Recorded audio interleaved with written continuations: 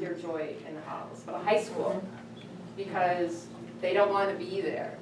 You know, I was fortunate 2 weeks ago, I took 31 children to France, and we spent this great time. It was the best group I ever had because I got to stay with them and talk to them and learn about their thoughts and their fears and their joys and what they wanted to do. And 10 years ago, I used to be able to do that in my classroom, and I don't do that anymore. There's no time for it. What they want to be and where they want to go and what their dreams are not on my curriculum map. And these are our future citizens who we're going to be relying on for our retirement. We're not producing good citizens. We're not producing knowledgeable citizens who are going to have good quality jobs. We're producing widgets. Well, just to finish that one piece was, Sorry. I have to, every question, I would always say, what do you think and what do you feel as a social studies teacher? And I get blank stares now, because they don't know what they think. Because no one asks them what they think on a standardized test. You don't know what the right answer is that you're looking for. Well, they keep saying, now what was Give our them A, B, C, or D, and they can tell you which one they might think. We don't have a Right, bubble. right. So, and those are the things they need to solve the real problems. Just the one area that I think you could really help us on, and we're looking to you as being our voice as the representative senators that we elect. We don't even have a teacher on the board of elementary and secondary education. We need to have that voice there. We should have it. So I know it's on page 2. I'm fortunate enough that our state treasurer, Deb Goldberg, reached out to the MTA, and we're looking at a financial literacy task force that has just been started. That I am the only K-12 teacher on this entire task force for the state of Massachusetts. That in itself is a whole nother issue. But we don't even have a seat at the table for this one. That helps us decide what we should be doing as educators. So I really think we need to be at that table so that we have our own voice, and we need your help to get there. And one on the school committee too.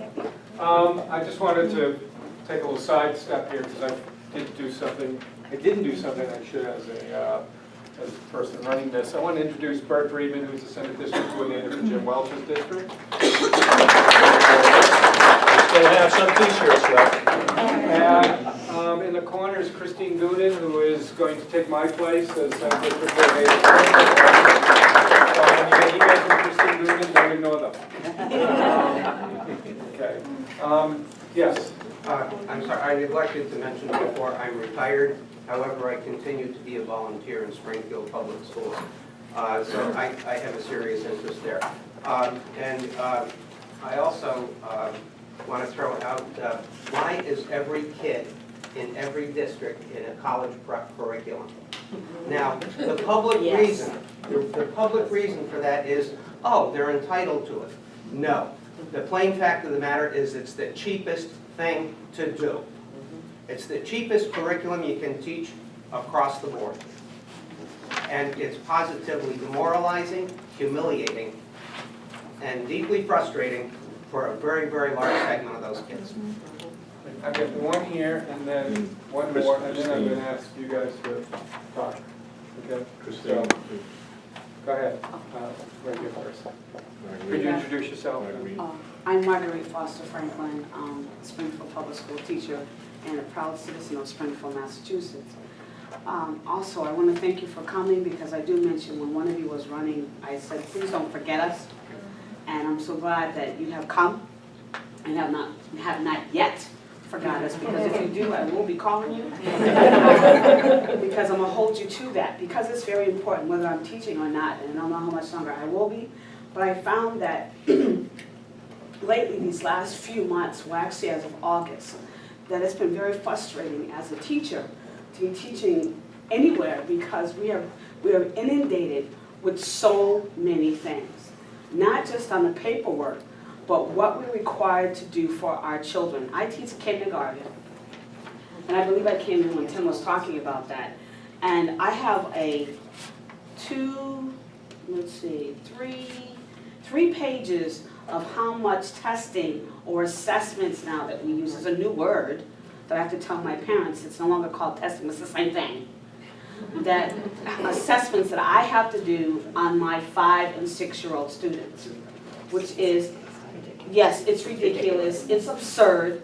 I use that word in my class, what's absurd? I'm saying it's something that you do not want to do, it's absurd, and I'm upset. So I'm trying to use, instead of using the word I'm upset, I use the word this is absurd. So I'm teaching them vocabulary along with that, but just to speak on that, because I have 3 things, there's like so many things on that thing I want to talk about. But I want to let you know that you're talking about doing all these assessments for kindergarten children where a grade that is not required.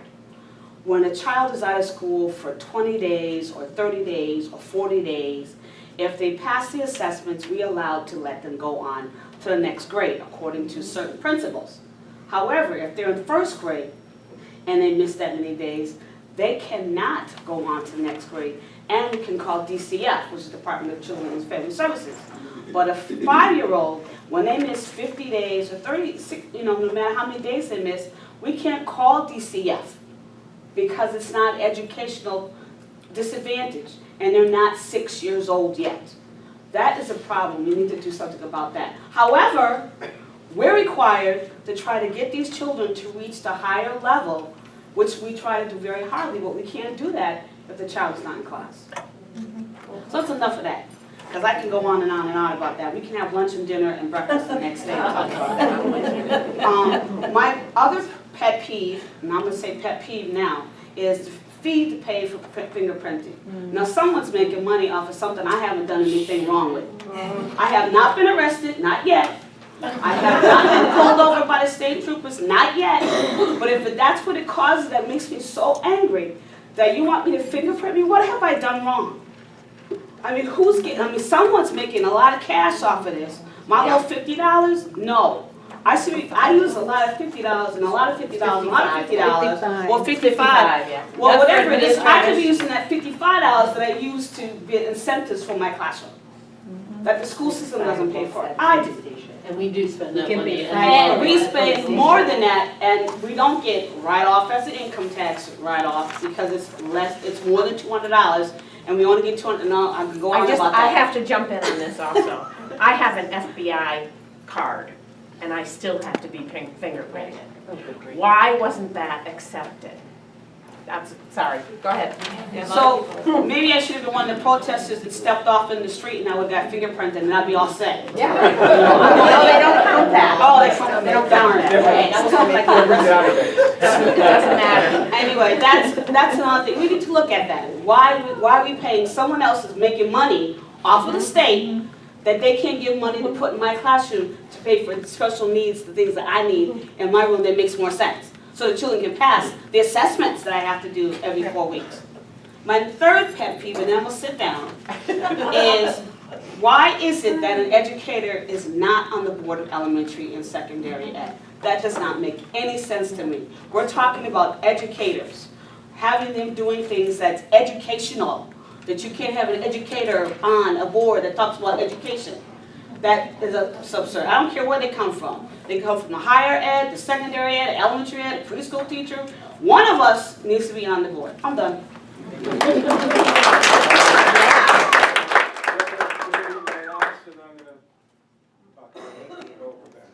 Hi, I'm Susan Kennedy. I'm on the executive board of the SCA. Hi, Angelo. I'm a school teacher in the city of Springfield for 32 years. I'm leaving next year, praise God. Just too much. The only thing I wanted to say is the seeds. I'm going to send you all an email.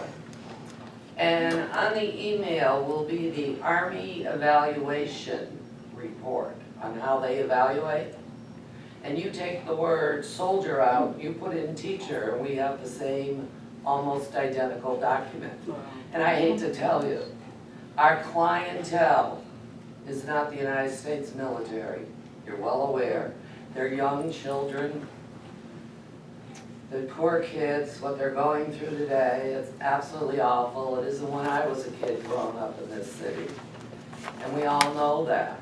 And for you to judge us as if I'm some type of military soldier is, in all plain English, asinine. And the way they run around that room checking boxes, it's almost foolishness. I say we bring back an evaluation system. I suggest you look at Mass Mutuals. It's short, it's sweet, and it works. They're extremely successful, oftentimes more successful than our military. You might want to look at theirs. They suggested we adopt it. I was in a program over there for a year or two. Thank you. And thanks for all you do. I think it's important to realize and to be honest that some of the ideas that we've thrown out, you guys don't have control over, but others you do. I'll go back to fingerprinting. You know, when that law was passed, $55 and 30 or 35 for paras and secretaries, everybody else who works in the school system. Somebody told me the other night that that cost is really about, a real cost is about $20, I think someone told me. It's one of those unfunded mandates that happens. It didn't fall in the school system this time, it fell on the teachers. And one of my many other jobs is negotiating contracts, and every year, every time, all my people want, can we get the school to pay? And of course, the school says, sure, we'll pay for it, but then we have to take money somewhere else. So it's a no-win situation. There is a bill that some company gets the money, okay? And the worst thing is that, no, not the worst, but if you happen to be teaching in Chicopee, and you've been fingerprinted, and you want to coach in Long Meadow, that sometimes is not transferable. So you have to go and get fingerprinted again for Long Meadow. It's That not. makes no sense. No, it's not. It's not. No, it's a one, we were told it's a one-time database, but it isn't. The reality is, if Stephanie in South Hadley gets fingerprinted, and then she's a great basketball coach and goes to Ludlow to do it, and Ludlow said, well, we need you to be re-fingerprinted again. It gets fingerprinted again. So that makes no sense. But And why again, aren't other places, like if you have a gun right. permit and all this, if you've been You can't- fingerprinted once, why Right. is the national database not Yeah. sharing it? What- You can Yeah, get I have a plane with that ID. TSA, known traveler number, I had to get fingerprinted. Yeah. That doesn't count. Right. It's So ridiculous. that's one of the things. But we do know that there's some things that you don't have control over, but all this legislation you do. And that's, can you make kids excited about learning? No, but you can do things to change the atmosphere. Because the atmosphere got changed over the last 15, 16, 10 years that has affected us all. But I don't think it's fair if we just throw everything at them without giving each of you guys a couple minutes to respond, and otherwise you'll never come back. Which of course I wouldn't know because I'm never coming back. But, Can we throw one more topic on the table that's really important? if you do it in 1 minute. Collective bargaining, we need to be protected from the capriciousness, especially in Springfield where they have the administrative shuffle in these schools. And one day you feel like you're secure and working with someone, the next day, boom, you're out of the building. And the collective bargaining, this is becoming a statewide problem, we've seen it in other states. And how are you gonna get people into teaching and when you're not making it attractive? We're losing our brilliant teachers, our young brilliant teachers. That's all folks are stuck. Thank you. So let's start with Eric and work our way over. So, first again, I apologize, I'm gonna have to jut out after this. I want to first thank David and say, I'm new, I'm in my first term, and David's been a great partner and friend to me, and a teacher, if not to stretch metaphors or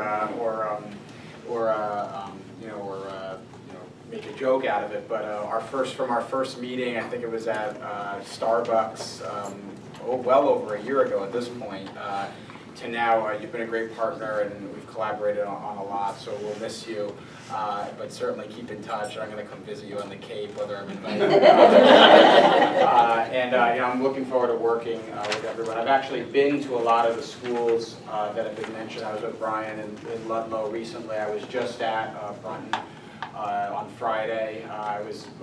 Kathy just left, but I was at Williams Middle School in Glenbrook a few weeks ago. So I think, I know that the teaching profession is a profession that's been battered in recent years. There's no doubt about it. I want you to know that I value what teachers do. My whole family is a family of educators. My mom's a professor.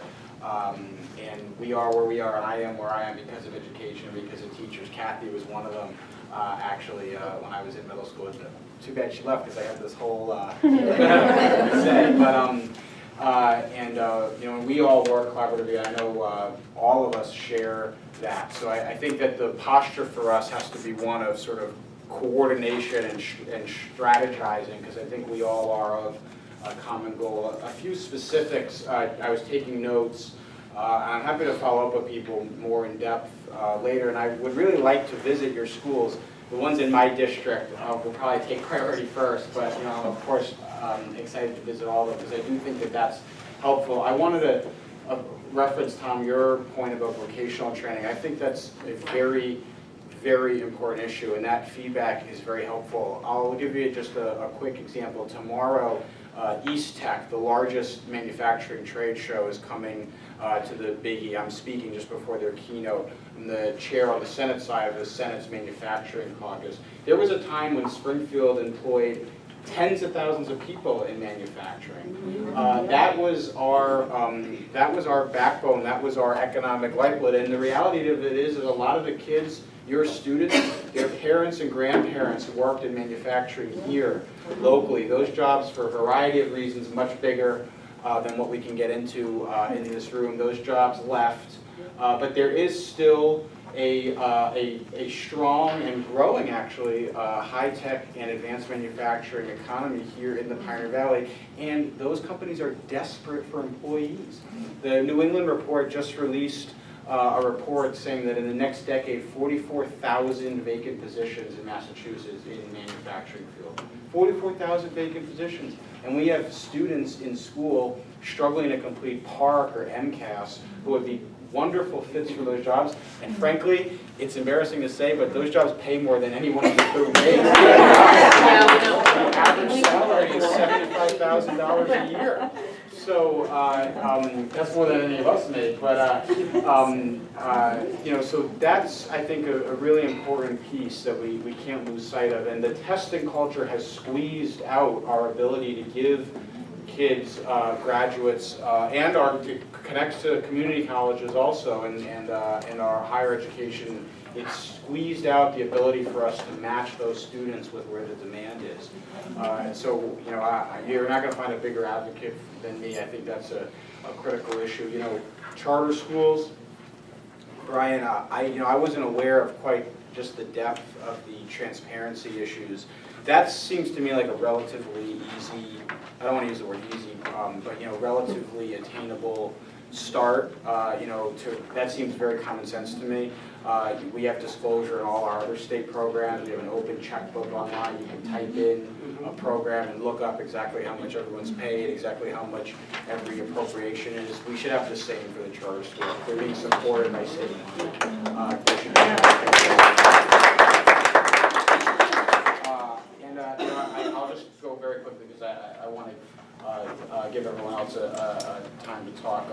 You know, the high stakes testing and the requirements around the paperwork, that's very helpful feedback. I mean, we all know this, you know, from our research and from the reports we get and from the information we get from the MTA and others, but actually being armed with some anecdotal information is very powerful too. I mean, I didn't realize that, just how confusing that is in practically to answer a statistics question on a park computer. Hearing that and learning that firsthand is really helpful. So when we're sitting in these meetings, when we're advocating in our committees, etc., we can actually reference those things. That's you know, very, very helpful information. And you know, Tim, your point about the funding not changing since 1993, I mean, you all know this, but we're in the middle of a foundation budget review. Eventually that is going to come to the legislature for approval. You know, it's a little up in the air what the exact timing is, but it will eventually come to the Senate and obviously the House too. We have to make sure that that foundation review actually reflects the realities of what life in, you know, 2015 Massachusetts is, and that those funding formulas reflect the particular needs of communities like Chicopee and Holyoke and Springfield. And the unique needs of some of our suburban communities that are increasingly squeezed on a property tax-based system. And you know, obviously there's different needs, but it's no picnic in Minnechaug, for example, either, when they're facing regional school transportation costs and et cetera. So, you know, I'm very sympathetic. This is very helpful to me to hear this, and I'll just close by referencing specifically the point about citizenship and training our kids and our students to be good citizens. You know, the point of public education when it was established as an institution was to train people for citizenship. The idea was in a modern society, there are obligations. It goes two ways. You know, you hold leaders accountable by having an educated citizenry, and it's not just everybody focused on their own private thing. People are focused on the broader community that they engage in. And I think, again, the testing culture and the administrative culture has squeezed out the citizenship. And don't even get me started on the lack of citizenship education, civics education. Right. I mean, we don't hear it. People call our office and they think we're president of the United States or something. Nobody understands how government works, and that's dangerous. So, you know, so I appreciate it. And on that note, I apologize. I have to run and pick up my wife and daughter, but please keep in touch with me.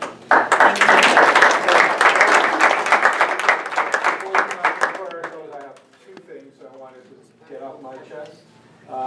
One was, I already mentioned, was the COLA. And the other thing I'm very nervous about, and I think it affects us all eventually, is retirement insurance. There are school systems looking at making teachers pay 50-50. And if they do, there are retirees who wouldn't get a check because all their money would go to insurance. When we were hired, there were promises made. There were times when I was in negotiations, we didn't take certain percentages to protect retirees and insurance, and we need to make sure that stays. And now, right now, I think to 2016, there's a bit of a moratorium, and we need to extend that forever. And we're going to push it hard. Thank you.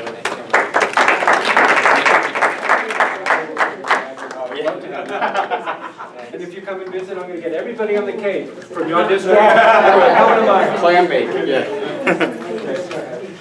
Well, again, I think Eric highlighted a lot of the issues that are critical and important. As a new senator and me as a new state representative and Western Mass delegation, having recently added many new folks like Representative Tosado, and I know some of the other ones that have just been on 1 year or 2 years. We look to the great leadership of Angelo Puppolo and Brian Ashe, and obviously they're great champions and friends of some of the issues that are important to you, so that's critical and important. Eric mentioned that some of these things are common sense. A lot of them, it seems like it's common sense for me from a young, new legislator. I've had the opportunity to go out and meet some teachers and some administrators, as well as our superintendent in Springfield. Regarding charter schools, 18% in the public school system are ELL students and special needs. Charter schools don't have to meet that mandate. I didn't know that, so I found that out. So when I recently talked to some of the charter schools, I asked them that question. What percentage of the kids that you have meet that criteria? Obviously, none of them have the same criteria that you guys are doing, so it's unfair when it comes to that. So when you compare those test scores, it's extremely unfair. It's common sense, right? I mean, but the other issue about the fingerprinting, you know, it's common sense. If you have somebody that's gone through a database on one side of the equation, why can't it add up? Why do you have to just, you know, add more funding or more money to the cost of doing teaching? The issue about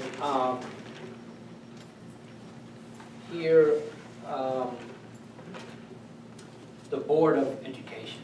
Wow, that's a common sense one. I mean,